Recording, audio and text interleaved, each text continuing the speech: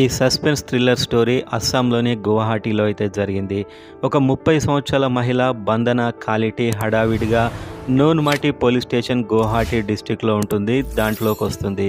ఆమె తన భర్త మరియు అత్త కొద్ది రోజులుగా కనిపించట్లేదు అని కంప్లైంట్ చేస్తుంది. మిస్సింగ్ కంప్లైంట్ చేస్తూనే ఆమె విపరీతంగా ఏడుస్తుంది. పోలీసులు ఆమెను ఓదార్స్తారు. కంప్లైంట్ మరియు డీటెయిల్స్ తీసుకుంటారు. ఆమెను ఓదార్చి ఇంటికి పంపిస్తారు. మేము ఎలాగైనా కనిపెడతాం వాళ్ళని అని చెప్పి ఓదార్చి మరీ పంపిస్తారు. ఇలా కొద్ది రోజులు గడుస్తుంది. కానీ వాళ్ళ ఆచూకీ తెలియదు. పోలీసులో ఇన్వెస్టిగేషన్ అయితే కొనసాగుతూ ఉంటుంది. వందన వీళ్ళ వల్ల కాదు అని చెప్పి క్రైమ్ ఇన్వెస్టిగేషన్ డిపార్ట్మెంట్లో మరొక కంప్లైంట్ ఇస్తుంది. తన భర్త మరియు అత్తని పోలీసులు కనిపెట్టట్లేదు, సీరియస్గా మీరు ఇన్వెస్టిగేషన్ చేసి కనిపెట్టండి అని మరొక కంప్లైంట్ ఇస్తుంది.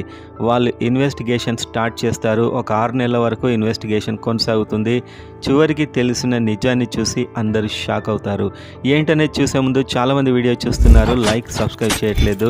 ఒక లైక్ అండ్ సబ్స్క్రైబ్ చేయండి. ఇలాంటి వీడియోస్ మన ఛానల్లో రెగ్యులర్గా వస్తూ ఉంటాయి. అస్సాంలోని గువాహటిలో ఒక చిన్న ఫ్యామిలీ ఉండేది. అందులో శాంకరి డే ఒక 60 సంవత్సరాల పైన ఉంటుంది. అండ్ అమర్జ్యోతి డే ఇతనికి 30 ఇయర్స్ దాకా ఉంటాయి. వీళ్ళు తల్లి కొడుకు ఇద్దరు. వీళ్ళు ఆర్డినరీ వ్యక్తులు కాదు. వీళ్ళకు చాలా ప్రాపర్టీస్ ఉన్నాయి. గువాహటిలో 4 పెద్ద బిల్డింగ్స్ ఉంటాయి. ఒక ఇంట్లో వీళ్ళు ఉంటారు, ఇంకా 3 రెంట్కి ఇస్తారు. అక్కడ వచ్చేటువంటి రెంట్తో వీళ్ళ లైఫ్ హ్యాపీగా జరిగిపోతూ ఉంటుంది. వీళ్ళకు బిజినెస్లు కూడా ఉంటాయి. కానీ వీళ్ళ లైఫ్ ఎప్పుడు టర్న్ తీసుకుంది అంటే అమర్జ్యోతి డే ఎప్పుడైతే బంధనాన్ని కలిశాడో కాలేజ్లో, అప్పుడు వీళ్ళ లైఫ్ అయితే టర్న్ తీసుకుంది. బంధన ఒక మంచి ఫ్యామిలీ నుంచి వచ్చినటువంటి అమ్మాయి. మొదట్లో శాంకరి కానీ బంధన యొక్క పేరెంట్స్ కానీ వీళ్ళ పెళ్ళికైతే ఒప్పుకోరు. కానీ వీళ్ళిద్దరు కూడా అవసరమైతే తాము సపరేట్గా వెళ్ళి పెళ్లి చేసుకుందామని డిసైడ్ అవుతారు. వీళ్ళ పట్టుదల అండ్ ఒకరిపై ఒకరికి ఉన్నటువంటి అమితమైన ఇష్టాన్ని చూసి ఇద్దరు కుటుంబాలైతే వీళ్ళకు పెళ్లి చేయాలని డిసైడ్ అవుతారు. సో వీళ్ళకైతే మ్యారేజ్ అవుతుంది. మ్యారేజ్ అయినాక కొద్ది సంవత్సరాల వరకు కూడా వీళ్ళకి పిల్లలు కారు. అయినా వీళ్ళలో ఎలాంటి ప్రేమ కూడా తగ్గదు. వాళ్ళ మధ్యలో బాండింగ్ కూడా అంతే బలంగా ఉంటుంది. శాంకరికి మొదట్లో కోడలు అంటే ఇష్టం ఉండదు. కానీ మెల్లగా శాంకరి కూడా కోడల్ని ఇష్టపడడం స్టార్ట్ చేస్తుంది. వీళ్ళందరి మధ్య బంధం అయితే చాలా గట్టిగా బలపడుతూ ఉంటుంది. శాంకరి అండ్ కోడల మధ్య చాలా బంధం అయితే బలపడుతుంది. శాంకరి ఒకసారి కోడల్ని అడుగుతుంది, నీకు ఇంట్లో ఉండి బోర్ కొట్టినట్లయితే నీకేదైనా ఇంట్రెస్ట్ ఉంటే బిజినెస్ చేయి, నేను డబ్బులు ఇస్తాను అని చెప్తుంది. బంధనకి జిమ్కు వెళ్ళడం అంటే చాలా ఇష్టం. కాబట్టి తాను జిమ్ పెడతా అని చెప్పి తన అత్తకు చెప్తుంది. అత్త అయితే ఆమెకు డబ్బు ఇస్తుంది. సొంతంగా జిమ్ ఏర్పాటు చేయడానికి అవసరమైన సహాయం అయితే చేస్తుంది.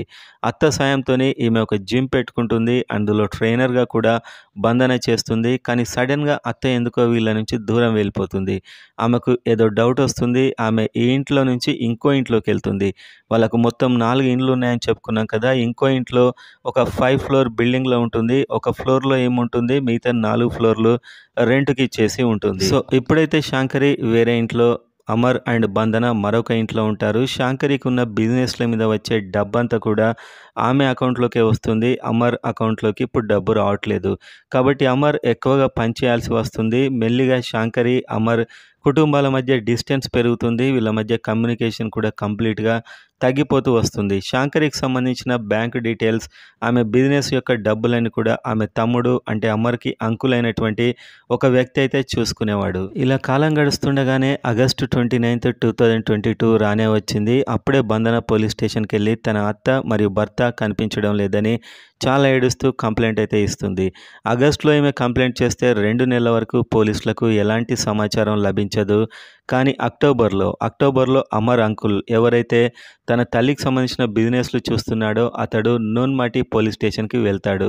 వెళ్ళి నాకెందుకో బంధన మీదే డౌట్ ఉంది, ఆమె ఏదో చేసి ఉంటుంది అని చెప్పి కంప్లైంట్ అయితే చేస్తాడు. ఏంటి దీనికి కారణం కంప్లైంట్ చేయడానికంటే తన అక్కకు సంబంధించినటువంటి అకౌంట్ నుంచి డబ్బులన్నీ విత్డ్రా అవుతున్నాయి అని అతడైతే చెప్పడం జరుగుతుంది. సో అతడు కంప్లైంట్ ఇచ్చిన తర్వాత కూడా పోలీసులకు ఎవిడెన్స్ లభించదు. కాబట్టి బంధనాన్ని ఏమీ అనరు. ఇలా కొన్ని రోజులు గడుస్తాయి. మళ్ళీ బంధన అనే పోలీస్ స్టేషన్కి వెళ్ళి ఇంకెప్పుడు దొరుకుతారు వాళ్ళు అని చెప్పి ఏడుస్తూ అడుగుతుంది. మేము ఇంకా సెర్చ్ చేస్తున్నాం, ఏదైనా తెలిస్తే మీకు చెప్తాం, మీరు వెళ్ళండి అని చెప్తారు. ఇప్పుడు నేను అత్తగారింట్లో ఉండి కూడా వృధానే, నేను ఒక్కదాన్నే ఎలా ఉండాలి అని చెప్పి ఈమె ఎక్కడ లేని బాధ అంతా చూపిస్తూ తన పుట్టింటికైతే వెళ్ళిపోతుంది. అప్పటికే ఫిబ్రవరి 2023 వచ్చేసింది. అంటే ఈమె ఆగస్టులో కేసు పెట్టింది. అక్టోబర్లో వాళ్ళ అంకుల్ బంధన మీద అనుమానం ఉందని చెప్పాడు. ఫిబ్రవరి కూడా వచ్చింది. కానీ పోలీసులు దీని విషయంలో ఎలాంటి సీరియస్ ఇన్వెస్టిగేషన్ చేసి ఇందులో ఏదైనా బయటపడినట్లయితే ఉండదు. ఫిబ్రవరిలో బంధనానే మళ్ళీ వచ్చి ఆమె సిఐడికి అయితే కంప్లైంట్ చేస్తుంది. ఫిబ్రవరిలో ఈమె సిఐడికి చేసిన కంప్లైంట్లో తన మామ ఎవరైతే అమర్ ఉన్నాడో వాళ్ళ మామ అంటే శాంకరి వాళ్ళ బ్రదర్ వాళ్ళిద్దరిని మాయం చేసినట్టు కంప్లైంట్ చేస్తుంది. ఎందుకంటే అతడే బిజినెస్‌లని చూస్తాడు కాబట్టి వీళ్ళని చంపేస్తే లేకపోతే వీళ్ళని మాయం చేస్తే ఆ ఆస్తి అంతా అతనికి వస్తుంది అని చెప్పి ఈమె అనుమానం వ్యక్తం చేస్తూ సిఐడికి అయితే కంప్లైంట్ చేస్తుంది. ఇప్పుడు పోలీసుల దగ్గర 2 డీటెయిల్స్ ఉన్నాయి. ఒకటి బంధన అంకుల్ మీద పెట్టిన కేస్, అంకుల్ బంధన మీద పెట్టినటువంటి కేస్. ఈ 2 కేసులు అయితే సిఐడి దగ్గర ప్రజెంట్‌గా ఉన్నాయి. ఈ 2 కంప్లైంట్ల మీద ఎంక్వైరీ చేస్తున్న పోలీసులకు బంధన మీద ఎక్కువగా డౌట్ వస్తుంది. ఎందుకంటే ఏటీఎం నుంచి దాదాపుగా ఒక 6.5 లక్షల దాకా డబ్బు విత్‌డ్రా అవుతుంది. అన్ని bank details and ATM CC footage చూసినప్పుడు ఆ డబ్బు డ్రా చేసింది అమరు వాళ్ళ అంకుల్ కాదు బంధన అని తెలుస్తుంది. బంధననే ఆ డబ్బు తీసుకుంది అని వాళ్ళ యొక్క ఇన్వెస్టిగేషన్‌లో అయితే తెలుస్తుంది. అదేవిధంగా పోలీసులు చుట్టుపక్కల వాళ్ళను నైబర్స్‌ని అడుగుతారు. ఎక్కడైతే అమర్ బంధన ఉన్నారో ఆ నైబర్స్‌ని ఎంక్వైరీ చేయడం స్టార్ట్ చేస్తారు. వాళ్ళు చెప్తారు మిస్సింగ్ కంప్లైంట్ ఇవ్వడానికి కొద్ది రోజుల ముందు మేడ మీద ఏదో కాల్చినట్టయితే నైబర్స్ పోలీసులకు చెప్తారు. అంతేకాదు ఒక 2 వ్యక్తులైతే ఆమె ఇంటికి వచ్చి వెళ్తున్నారని కూడా చెప్పడం జరుగుతుంది. ఇప్పటికే 6 నెలలు అవుతుంది. ఈ 2 సాక్ష్యాధారాలతోని వాళ్ళు బంధనానైతే కస్టడీలోకి తీసుకొని ఆమెని ఇంటరాగేట్ చేయడం అయితే ప్రారంభిస్తారు. డబ్బు తీశారన్నావు, ఆ డబ్బు నువ్వే తీసావు ఏటీఎంలో నుంచి అని వాళ్ళు అడుగుతారు. యెస్, నేనే తీశాను ఆ డబ్బు, నా అత్త నా భర్తదే ఆ డబ్బు, నా అవసరానికి తీసుకున్నాను, డబ్బు తీస్తే నేనే వాళ్ళని ఏదో చేసినట్టు కాదు కదా అని చెప్పి ఆమె మళ్ళీ రివర్స్ అవుతుంది. మరెందుకు అమర్ అంకుల్ మీద కేసు పెట్టావంటే అతడి దగ్గర బిజినెస్ డీటెయిల్స్ అన్నీ ఉన్నాయి కాబట్టి అతడు కూడా డ్రా చేసి ఉంటాడని పెట్టాను అని ఆమె అంది. ఈ విధంగా 2 రోజులైతే ఆమెను ఇంటరాగేషన్ చేస్తారు. పోలీసులు తనదైన పద్ధతిలో ఇంటరాగేషన్ చేశాక అసలు నిజాలైతే బయటపడతాయి. మొదట్లో బంధన అండ్ అమర్‌కి పిల్లలు లేకపోయినా కూడా వాళ్ళు చాలా క్లోజ్‌గా ఉండేవారు.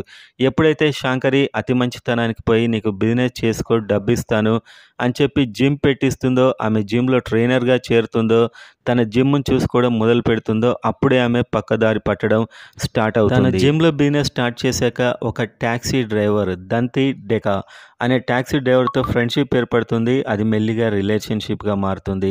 అంతేకాదు దంతికి ఒక ఫ్రెండ్ ఉండేవాడు అరూప్ దాస్, అతడితో కూడా ఈమెకు ఫ్రెండ్షిప్ ఏర్పడుతుంది. అది కూడా రిలేషన్షిప్గా మారుతుంది.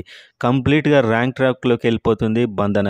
ఆ విధంగా ఎప్పుడైతే అమర్ ఇంట్లో ఉండడో ఆ టైంలో వీళ్ళిద్దరు వచ్చి ఈమెతో ఎంజాయ్ చేసేవారు. ఈ విధంగా కొన్నాళ్ళైతే కొనసాగుతుంది. కానీ ఏ తప్పు కూడా ఎక్కువ రోజులు దాగదు. మెల్లగా అమర్కు కూడా వీళ్ళ మీద డౌట్ వస్తుంది. అమర్ రెడ్ హ్యాండ్గా వీళ్ళని చూస్తాడు ఒకసారి.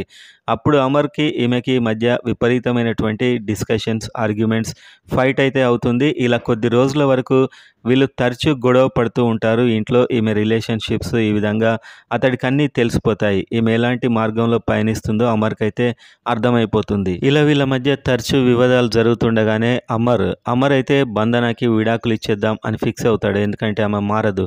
ఒక్కరు కాదు, ఇద్దరు. ఈ విధంగా ఆమెకి ఇంకా వేరే అఫైర్స్ ఉన్నాయని కూడా అతడికి తెలుస్తుంది. ఆమె కంప్లీట్గా ర్యాంక్ ట్రాక్లోకి వెళ్ళిపోతుంది. నీకు విడాకులు ఇస్తాను అని చెప్పి ఆమెకు చెప్పడు. కానీ అతను మైండ్లో డిసైడ్ అవుతాడు. వాళ్ళ రిలేటివ్స్తోని మాట్లాడుతూ ఉంటాడు. ఈ విషయం అయితే బంధనకు తెలిసిపోతుంది. ఒకవేళ నాకు విడాకులు ఇస్తే జిమ్ అండ్ అదేవిధంగా 4 బిల్డింగ్స్, ఆ ప్రాపర్టీస్ మొత్తం కూడా వాళ్ళకే వెళ్ళిపోతాయి, తనకేమీ మిగలదు అని చెప్పి బంధన భయపడుతుంది. అలా ఆగస్టు 17 నాడు అరూప్ దాసుని తీసుకుని శాంకరి వాళ్ళ ఇంటికి వెళ్తుంది. ఆమె వేరే బిల్డింగ్లో ఉంటుంది కదా, అక్కడికి వెళ్తుంది. శాంకరి వీళ్ళు రాగానే వీళ్ళతో మాటలైతే ప్రారంభిస్తుంది. వాళ్ళు సరైన సమయం చూసి శాంకరిని గొంతు నిలిమి చంపేస్తారు. ఆమెను చంపేశాక ఆ బాడీని ఏం చేయాలి వాళ్ళకు అర్థం కాక బాడీని మొత్తం ముక్కలుగా చేస్తారు. ముక్కలుగా చేసి పాలిథిన్ కవర్స్లో కట్టి ఆ ముక్కల్ని ఫ్రిడ్జ్లో దాస్తారు. ఫ్రిడ్జ్లో దాసి ఆ ఇంటికి తాళం వేసి అక్కడి నుంచి వచ్చేస్తారు. 17th నాడు ఆమెను చంపేస్తారు. అండ్ ఇక్కడికి మళ్ళీ వీళ్ళ అమర్ అండ్ బంధన ఉండే ఇంటికి వచ్చాక ఆగస్టు 21 నాడు అమర్ తన వర్క్ నుండి ఇంటికి రావడం జరుగుతుంది. అప్పటికే వీళ్ళు శాంకరిని చంపేస్తున్నారు. కానీ అమర్ కూడా ఈ మధ్య శాంకరితో మాట్లాడట్లేదు. కాబట్టి అతడికి ఈ విషయం తెలియదు. ఆమె ఉందా లేదా అనే విషయం కూడా తెలియదు. అతడు వర్క్ మీద నుంచి వచ్చాక తన రూమ్లోకి వెళ్ళిపోతాడు రెస్ట్ తీసుకుందామని చెప్పి. ఈమె ఎంతో ప్రేమ నటిస్తూ జ్యూస్ తీసుకెళ్తుంది. జ్యూస్లో అయితే మత్తు మందు కలుపుతుంది. అతడు ఆ జ్యూస్ని తాగుతాడు. త్వరలోనే అతడు స్పృహ కోల్పోతాడు. అమర్ స్పృహ కోల్పోగానే ఆమె వెంటనే తన ప్రియుడైనటువంటి దంతికి ఫోన్ చేస్తుంది. వెంటనే దంతి వచ్చేస్తాడు. శాంకర్ని ఎలాగైతే అరూప్తో కలిసి ముక్కలు చేసిందో ఇక్కడ అమర్ని కూడా అదే విధంగా ముక్కలు చేసి ఒక పాలిథిన్ కవర్‌లో ఆ పీసెస్ అన్నీ కూడా ప్యాక్ చేసి ఫ్రిడ్జ్‌లో దాస్తారు. ఇలా ఇప్పుడు శాంకరి వాళ్ళ ఇంట్లో ఆమె ఫ్రిడ్జ్‌లో ఆమె పీసెస్ ఉన్నాయి. అండ్ అమర్ వాళ్ళ ఇంట్లో అమర్ పీసెస్ ఉన్నాయి. ఇలా ఒక 2 రోజులు గడుస్తుంది. ఆగస్టు 23 ఆ రోజు దంతి అండ్ అరూప్ ఇద్దరిని పిలుస్తుంది. అరూప్‌ని శాంకరి వాళ్ళ ఇంటికెళ్ళి ఆ పాలిథిన్ కవర్స్ అండ్ బ్యాగ్స్ తీసుకురమ్మని చెప్తుంది. అతడు వెళ్ళి అవి తీసుకొనొస్తాడు. సో, అవి అండ్ అమర్ ఈ ఇద్దరి పీసెస్ కలిపి కార్‌లో వేసుకొని వాళ్ళైతే బయటికి వెళ్ళిపోతారు. అలా చాలా దూరం వాళ్ళు ఏకంగా స్టేటే దాటేస్తారు. మేఘాలయలోని చిరపుంజి కొండ ప్రాంతాలకెళ్తారు. ఆ మౌంటైన్స్‌లో, ఆ కొండల్లో రకరకాల ప్రదేశాల్లో ఒక్కొక్క చోట కొన్ని ముక్కల్ని అలా పడేస్తూ వాళ్ళైతే మొత్తంగా ఎవిడెన్స్ లేకుండా ఆ గుట్టల్లో పడేయడం జరుగుతుంది. అలా మేఘాలయ చిరపుంజి వరకు వెళ్ళి వాళ్ళ బాడీ పీసెస్ అన్నీ పాడేసి వచ్చాక వాళ్ళకి సంబంధించినటువంటి బట్టలు మరి ఇతర ఎవిడెన్స్‌ని తన మేడ మీద కాలుస్తుంది. అదే వాళ్ళ నైబర్స్ చూసింది. ఎవిడెన్స్‌ని ఈ విధంగా ఆమె టోటల్‌గా లేకుండా చేస్తుంది. పోలీసులు వీళ్ళని చిరపుంజి తీసుకొనెళ్ళి అక్కడ కొండల్లో వెతకగా శాంకరికి సంబంధించిన శరీర భాగాలు దొరుకుతాయి. ఆమె తల మాత్రం లభించదు. అదేవిధంగా కొద్ది రోజులకు అమర్‌కు సంబంధించిన కొన్ని భాగాలు కూడా దొరుకుతాయి. సో, మొత్తానికైతే వీళ్ళందరినీ అరెస్ట్ చేస్తారు పోలీసులు. కానీ నవంబర్‌లో ఈమెకు బెయిల్ అయితే వస్తుంది. బెయిల్ దేని మీద వచ్చిందనేది తెలీదు కానీ మొత్తానికైతే ఆమె అరెస్ట్ చేశాక కూడా ఎలాంటి పశ్చాత్తాపం చూయించదు. ఆమె విక్టరీ సింబల్ చూయిస్తూ నవ్వుతూ పోలీస్ కస్టడీలో ఉంటుంది. ఆమె ముఖంలో ఎలాంటి పశ్చాత్తాపం ఉండదు. బెయిల్ మీద బయటకొచ్చాక కూడా ఆమె హ్యాపీగానే ఉందని సమాచారం. సో, మొత్తానికైతే ప్రెజెంట్‌గా ఆమె బయట ఉంది బెయిల్ మీద.